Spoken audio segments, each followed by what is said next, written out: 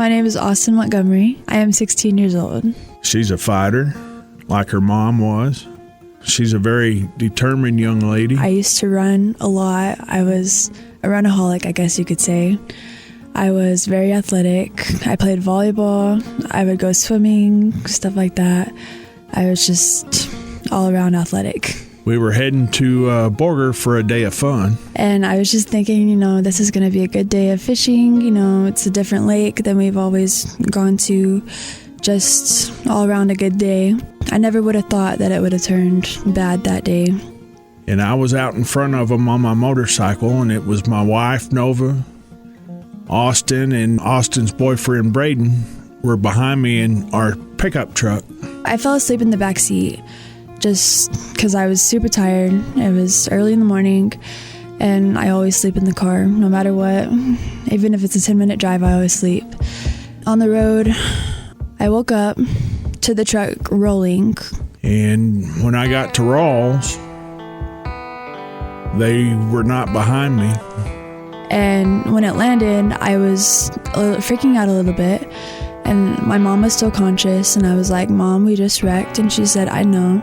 And I said, "What do we do?" And she said, "I don't know." And then I tried calling out to Braden, and he didn't answer me. So I pulled over and I called all three of them on their cell phone and got no answer. Started backtracking trying to find them. And 5 miles south of Rawls, I come up on this scene. There was a vehicle stopped on its side, covering both lanes of the road. And I didn't recognize it as my pickup until I got right up on it. And once I realized it was my pickup that was laying across the road. So the truck landed on the driver's side, and the back window was broken, and I crawled out halfway, and then I realized that my leg was broke. And so I couldn't crawl out any longer because the pain of my leg was just the absolute worst. And these people, the first people that showed up, they were on the phone with the cops, and I was like, "Help me get out, please." And they were running towards me, and they dragged me out. I pulled over and walked up to the scene, and the first one I saw was Austyn. And she was sitting on the pavement with her hands behind her, and she told me, she said, "Dad, I broke my femur, but it's a clean break."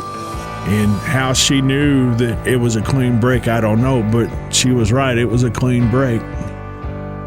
And I told her, I said, "Hon," I said, "help's coming."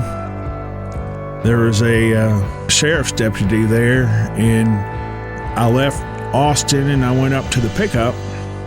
I was sitting with my hands down. I was just sitting like in a straight position with my legs out, and my arms were getting tired of holding myself up, so I laid back down.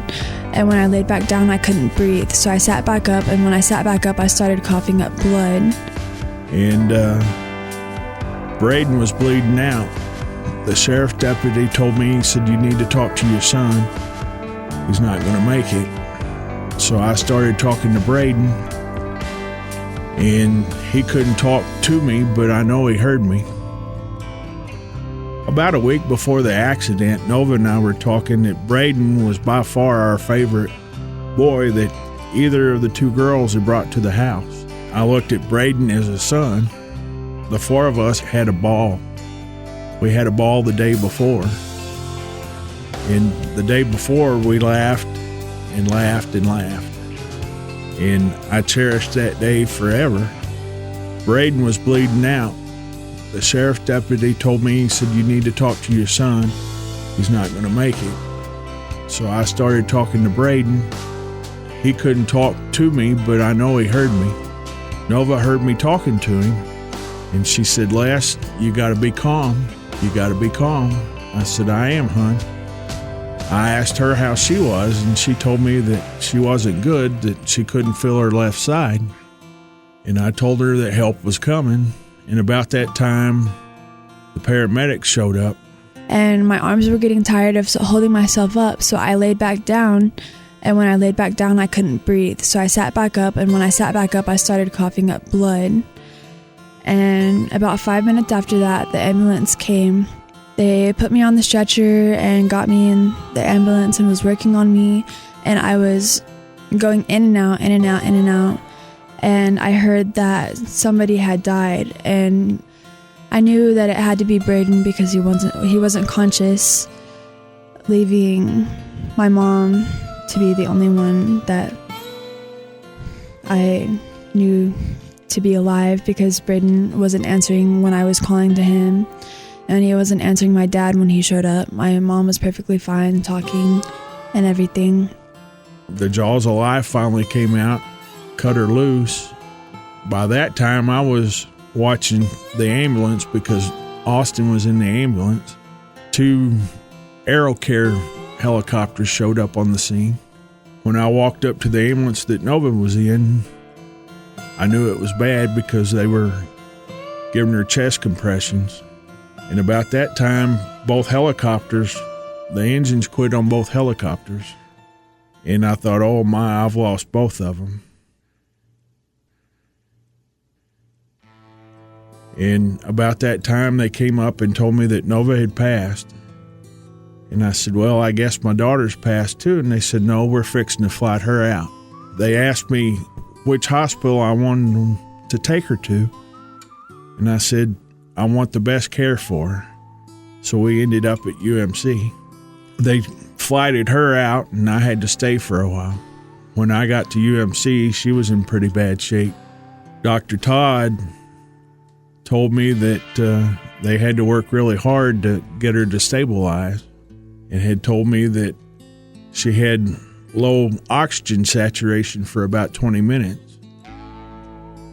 He told me that he was concerned about it, but that wasn't our main concern. And through that first night, they did. It wasn't until later that I learned just how bad she really was. One of the nurses, David, pumping blood to her pretty hard and heavy. I don't know how many units she got that first day, but the other nurses told me David was hand pumping it to her as fast as he could pump it to her. It was the 3rd or 4th night, pediatric ICU. She started crashing, and Dr. Todd was on the floor. He was able to stabilize her again by putting her on a very aggressive ventilator.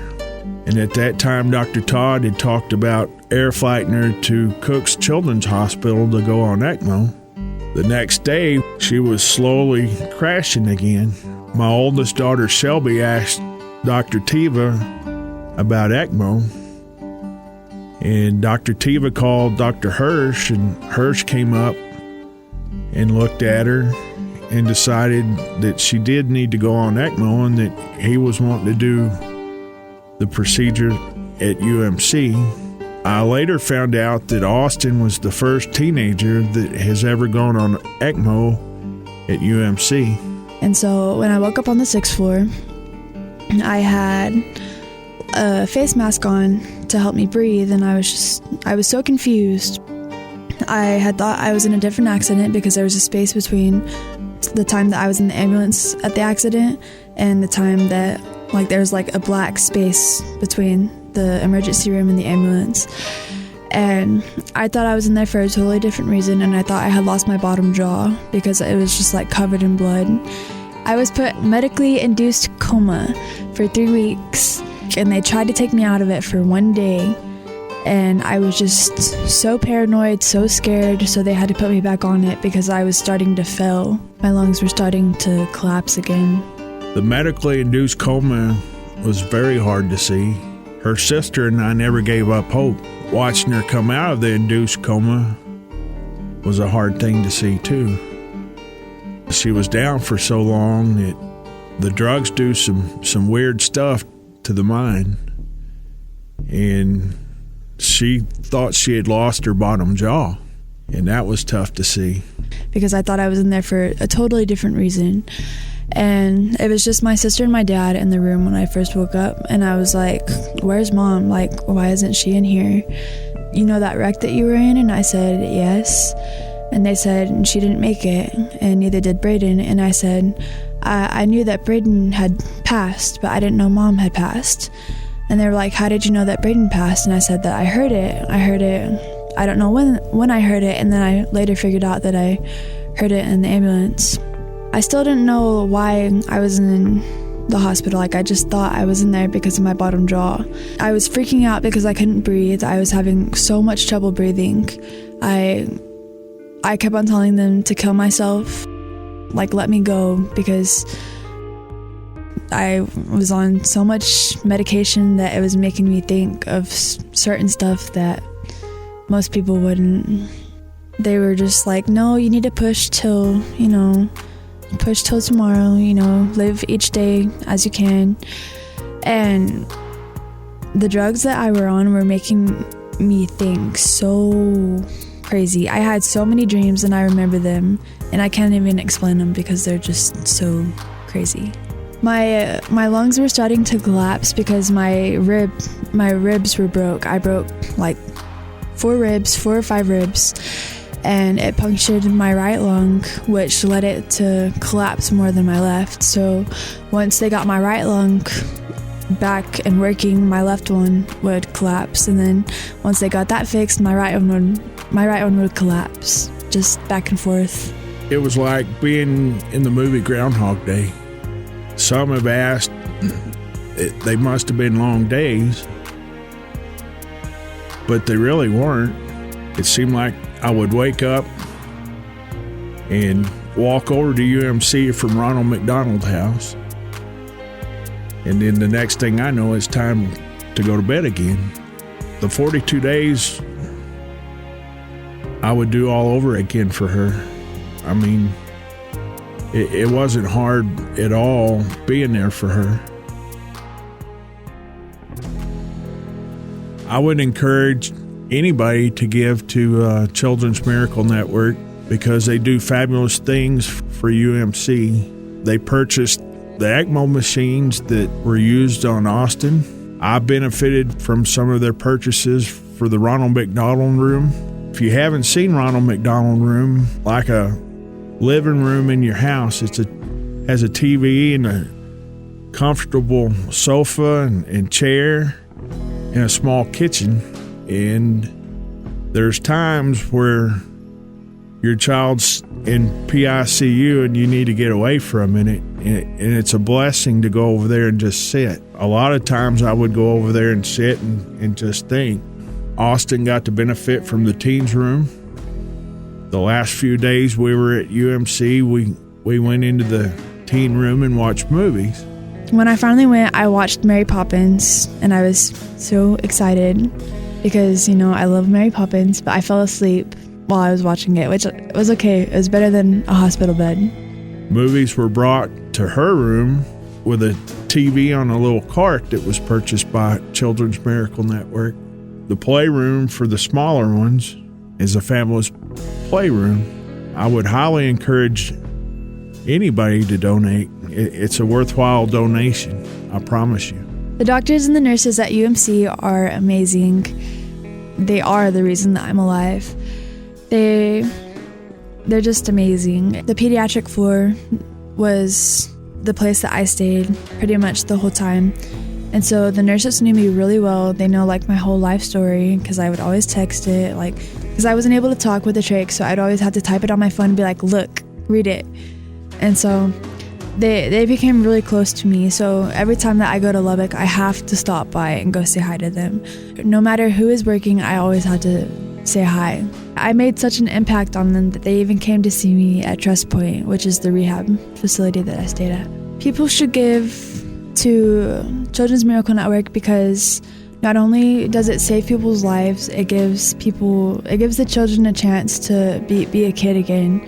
If it wasn't for the people that have donated already, I wouldn't be alive because the money that they donate gives the hospital more technology to help the children out, and not only the technology, but like a playroom, a teen room, stuff like that to make the child or the teen feel at home again. Even it's like their second home away from home. I was very impressed the first night with Dr. Todd Like I had said earlier, you could tell that they take a personal interest in the kiddos that they're taking care of. Dr. Tiva I loved. I love them all, but Dr. Tiva tends to brighten the room up a little bit. There were times where I needed that. Dr. Hirsch, he's a straight shooter.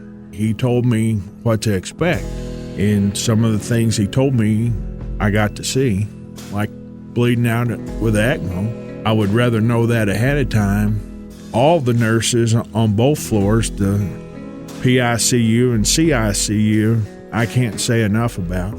Each and every one of them that took care of Austyn, they took care of her with the utmost professionalism that anybody could ask.